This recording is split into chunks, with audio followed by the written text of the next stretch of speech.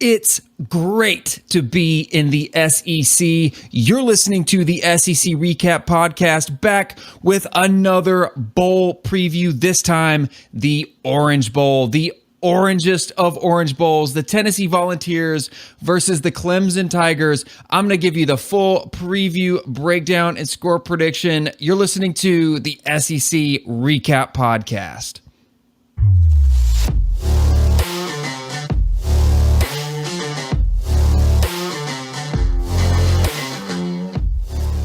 Welcome into the Orange Bowl episode. You're listening to the SEC Recap Podcast. I am your host, Ben Warren. If you're listening in audio form on Google, Apple, Spotify, thank you so much for joining us.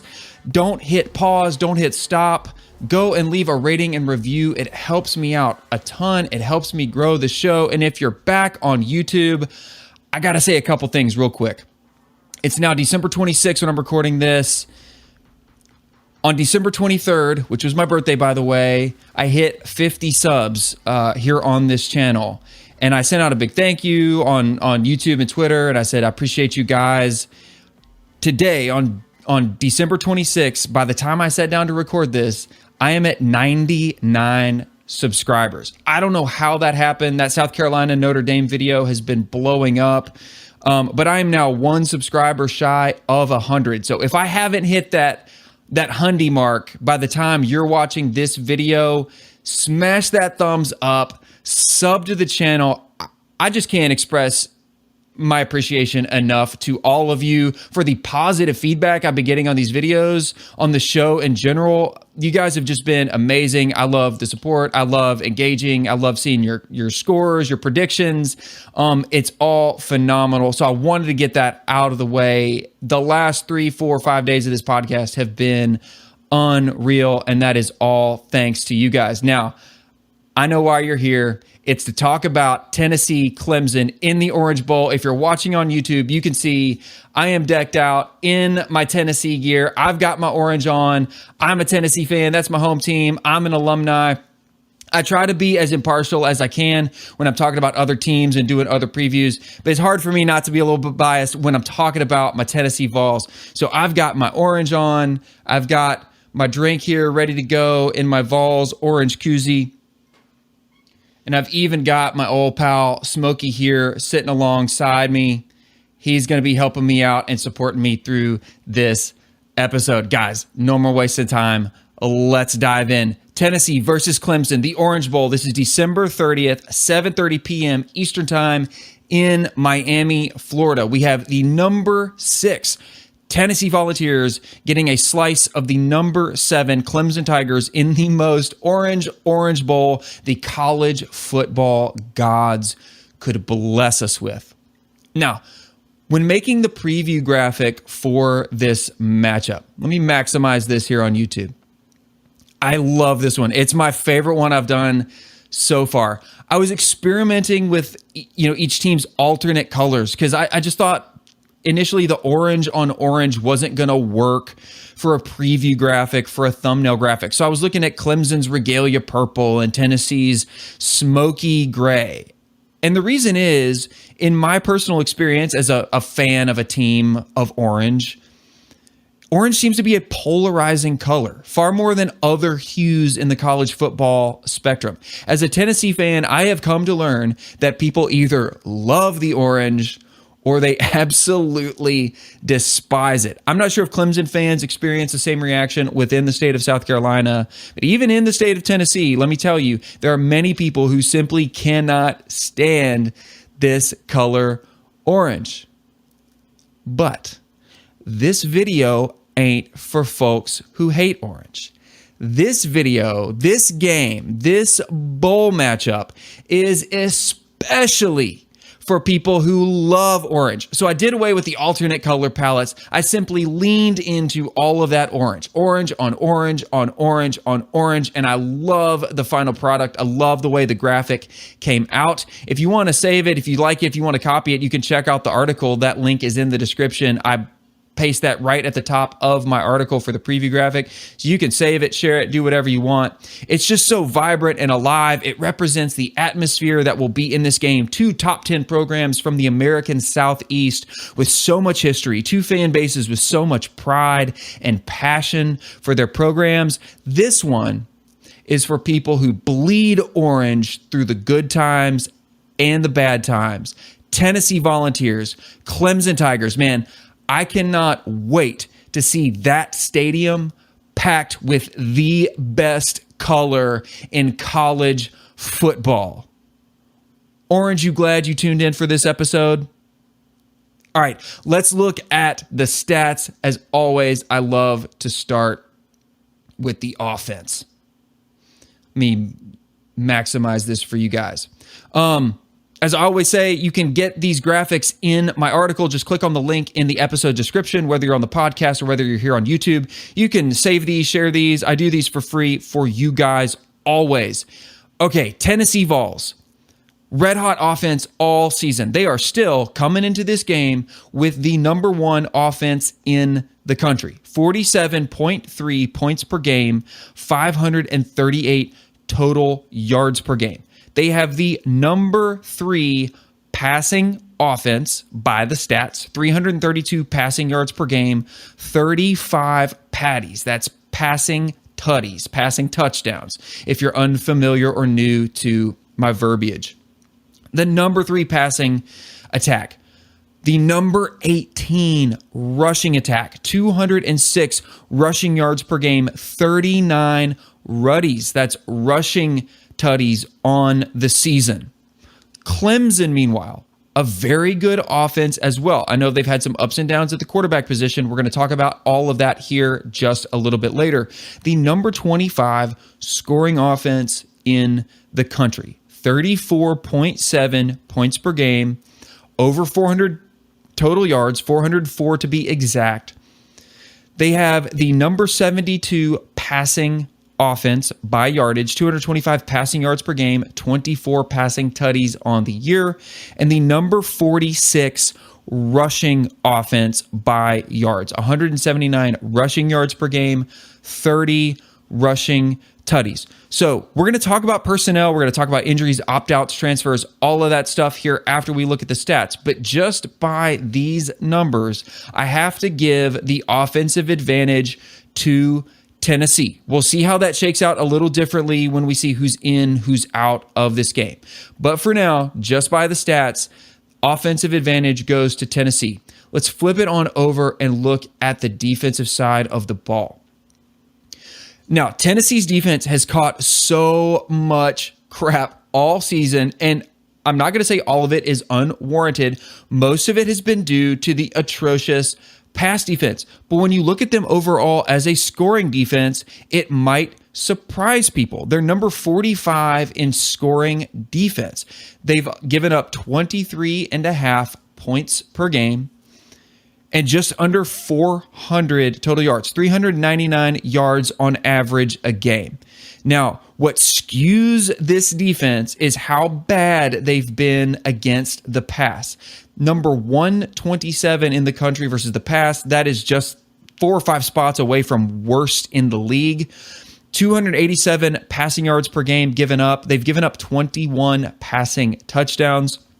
So they've really given up more by yards than they have by scores. And I think that's an important distinction to look at when you're trying to work out how does Tennessee have the number 45 scoring defense and such a bad pass defense.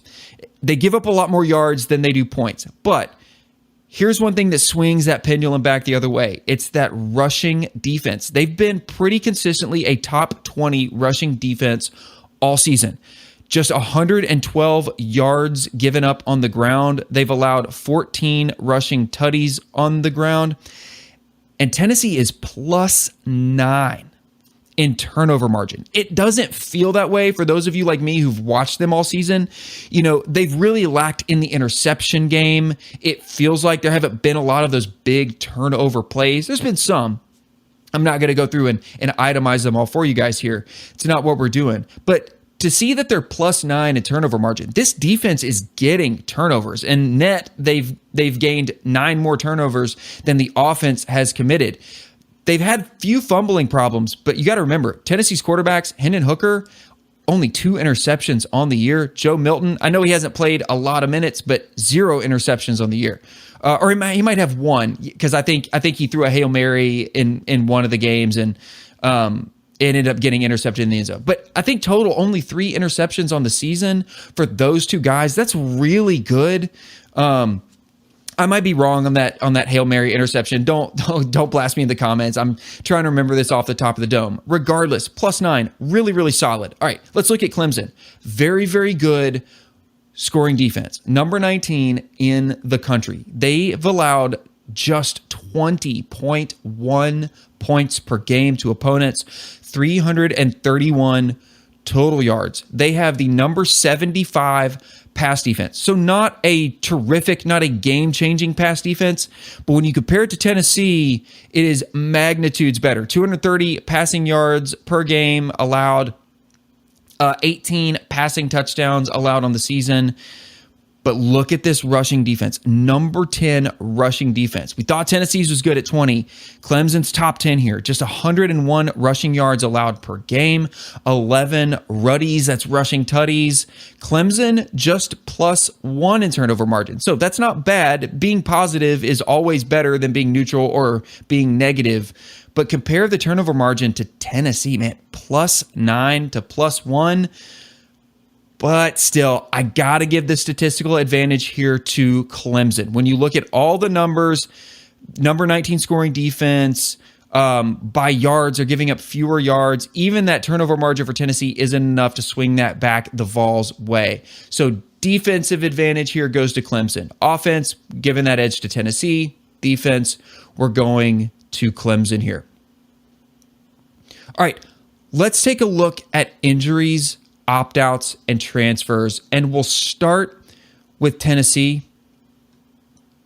And as everyone, I almost don't even need to mention this one, but most people know, if you followed the SEC or you followed Tennessee, Hendon Hooker, the starting QB all season, is out with a torn ACL. He went down in near the end of the South Carolina game. Joe Milton came in. He's taken over the starting job. Joe Milton will be the starter in this game.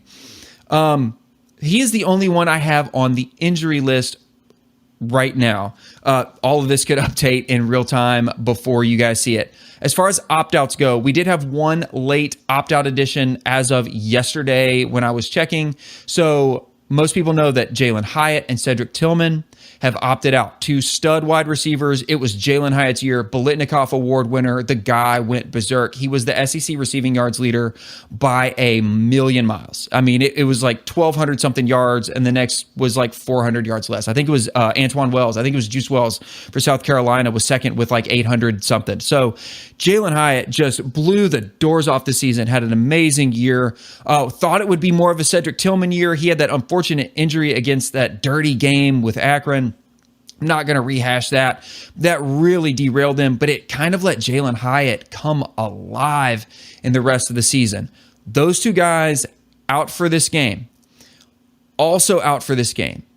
New addition, as of yesterday, Jeremy Banks. He is also declared for the NFL draft. Now, there's a lot of speculation out there that he wasn't going to be academically eligible. That's part of the speculation why he wasn't available in that South Carolina game where the Tennessee defense just got torched. You saw how different that defense was without Jeremy Banks in that game. I don't know that translates here. It seems maybe the team probably already knew he wasn't going to be available for the Orange Bowl.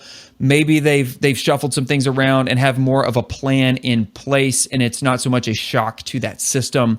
But regardless, Jeremy Banks was an all-SEC class linebacker. I mean, not having him is going to hurt, especially in that run defense. I worry about Tennessee's run defense a little bit more without Jeremy Banks there. He just flies the ball. Not great as a coverage guy, but really great against the run.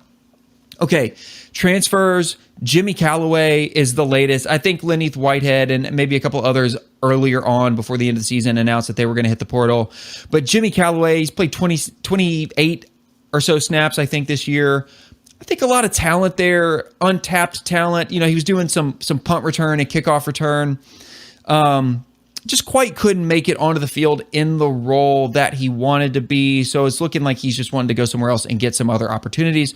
Don't fault him for that at all. I wish him the best. Now, two other guys who have declared for the draft but will play in this bowl game, Darnell Wright and Byron Young. Darnell Wright, that right tackle, super athletic, glad he's back on that offensive line. I know Joe Milton's glad he's back on that offensive line.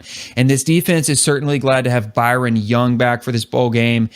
Those two guys will be Sunday players. In what capacity, I don't know, but happy for them that they're moving on to the draft. Happier that they're going to be back in this bowl game.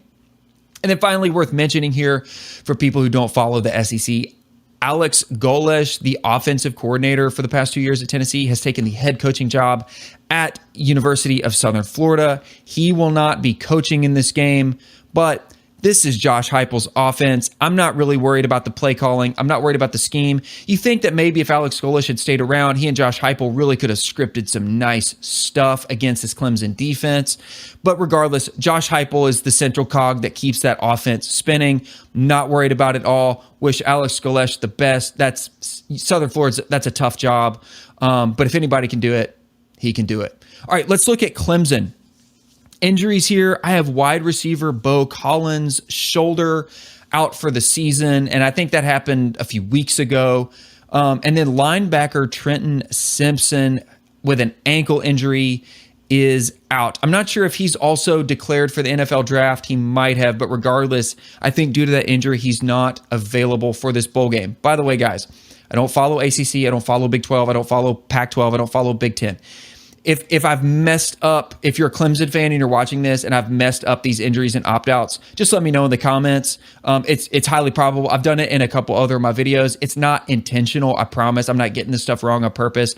I check 3 to 4 different sources and I aggregate what those sources have to tell me. So if I've missed somebody or I've got it labeled wrong, just let me know in the comments and I can update that in a pinned comment under the video. Be happy to do that. Opt-outs, defensive end Miles Murphy. He's declared for the NFL draft. I think that's a pretty significant one for that Clemson defense. Tennessee fans may be glad to see that, but I'm sure the Tigers fans would love to have him in this game. Run through their transfer list. The biggest name here is quarterback DJ Uiagalelei. Hope I pronounce that right. I try to pronounce all names correctly. Was the starter all season until maybe it was the South Carolina game, or maybe it was the ACC championship versus North Carolina when we saw Cade Klubnik come in and really kind of wow people, say, where has this guy been all year? And when the writing was on the wall that it looked like that was going to be Cade's job moving forward, DJ hit the portal. He'll move on somewhere else. Okay, really quickly, I also have wide receiver Dakari Collins, 61 snaps. Wide receiver EJ Williams just played 1 snap this year. Running back Kobe Pace, I had him listed as RB3 on the depth chart. Linebacker Levanta Bentley, who's played 163 snaps, so not insignificant there. And then linebacker Sergio Allen. So a few defensive opt-outs and transfers for Clemson, who I think the strength of this offense so far has been that defense. Not really worried about them, though. I think that's still a pretty tight unit. All right. Key players. Start with Tennessee again. For me, this game is all about the quarterbacks. Both teams have had quarterback changes. One team had to, Tennessee, because of Hendon Hooker's injury. One team made that change due to play and ability and on-field production, and that was Clemson. So we're going to see 2 pretty new quarterbacks. Joe Milton's not new by any means, but he hasn't started very many games at Tennessee. So Joe Milton comes in with a 63% completion rating. He's 34 of 54 for 720 yards. He's thrown a lot of long balls, okay? So a lot of long balls there. 7 touchdowns. Really nice stat line. He's also added 7 carries for 72 yards. Here's what I want to know in addition to Joe Milton. Which wide receiver is the safety valve? Is it Brew McCoy, who's got 619 yards, 3 tutties on the year? Is it Ramel Keaton? He's had some really big moments. I think Ramel Keaton has quietly been one of the most underrated wide receivers on this team because he has had some huge moments. That catch in the fourth quarter of the Alabama game comes to mind. That diving catch against Florida comes to mind. He's had some big moments. 486 yards, 4 touchdowns.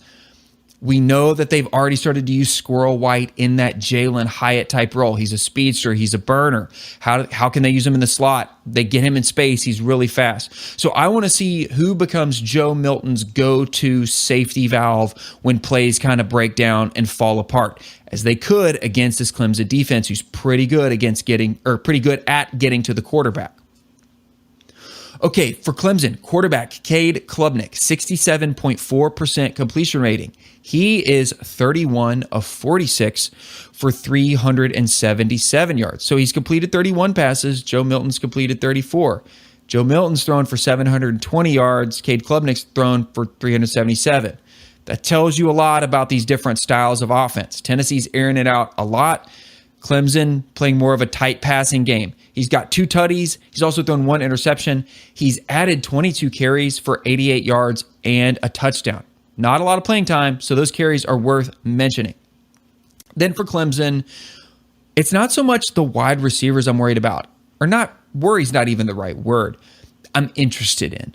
It's running back Will Shipley. He's been a star of that offense.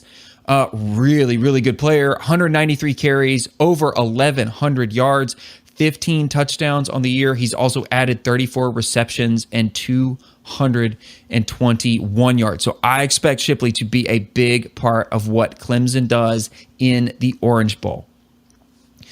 All right, keys to the game. What I think this game comes down to.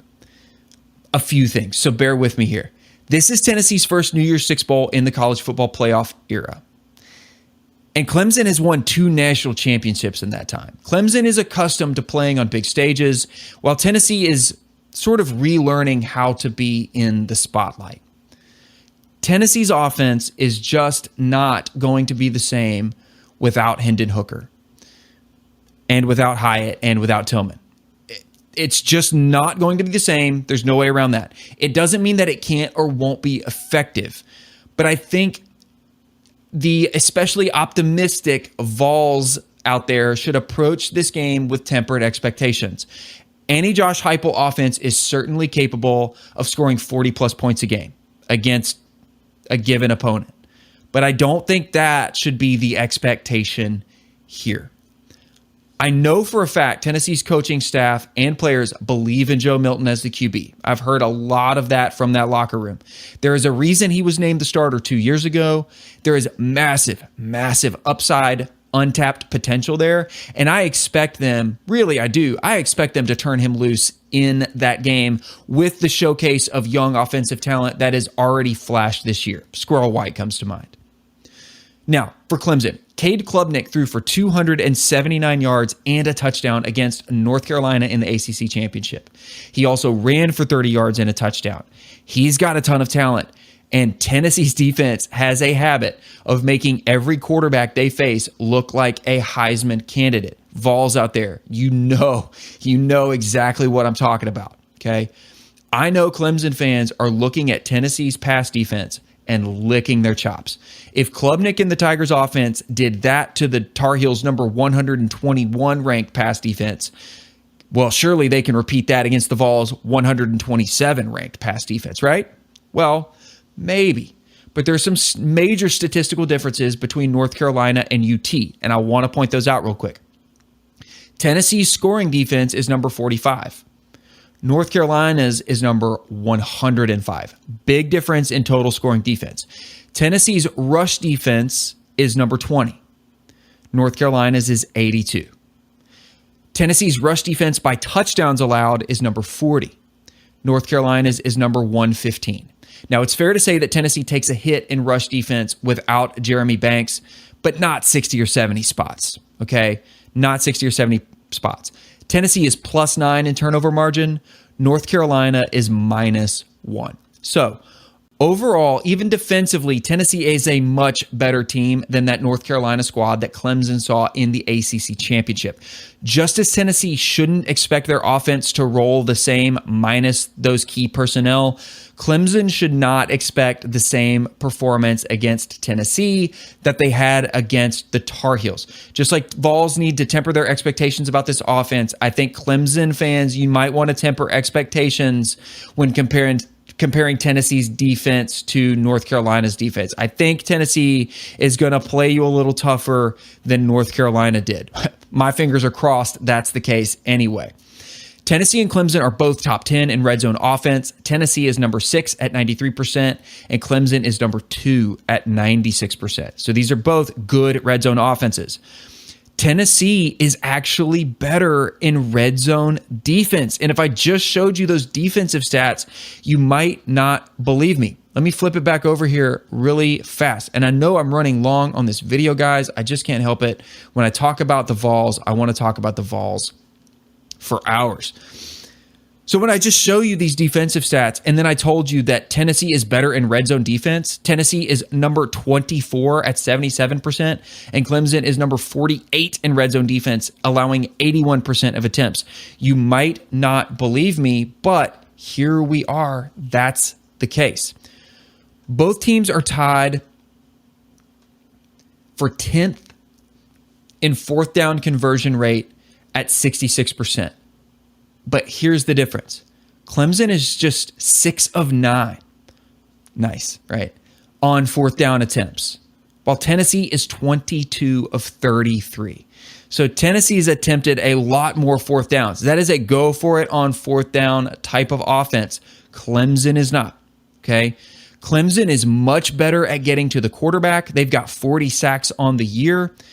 That's 12th in the FBS, while both teams have allowed 24 sacks on the season. So there's some keys. Those are some of the things that I'm watching for in these matchups. Let's check out the odds. ESPN's FPI has Tennessee favored at a 57.4% chance to win versus Clemson at a 42.6% chance to win. But Vegas favors Clemson at -5.5, as does the money line at -225.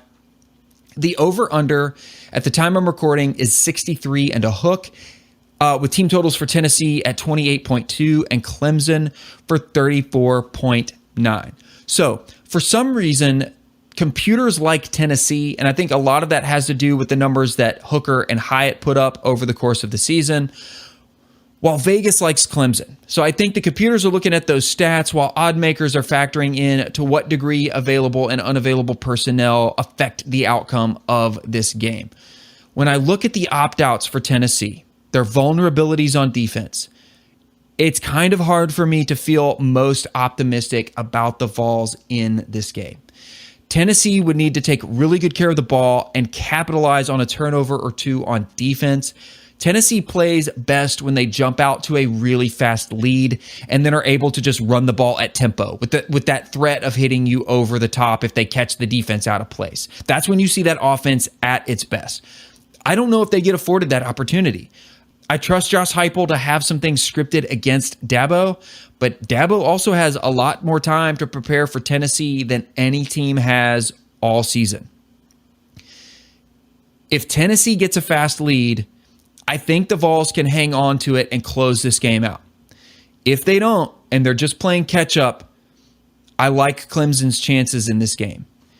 Everything about me, when I look at the numbers that I've shown you, those offensive and defensive matchups, those red zone statistics, the offensive and defensive line matchups, everything in me screams pick Clemson over Tennessee, because that's my goal here, right? I'm an SEC fan, I'm a Tennessee fan, but I want to pick this game as closely and as accurately as possible. Everything's screaming at me to pick Clemson in this game. But Tennessee is 9-3 against the spread. Clemson is 7-6.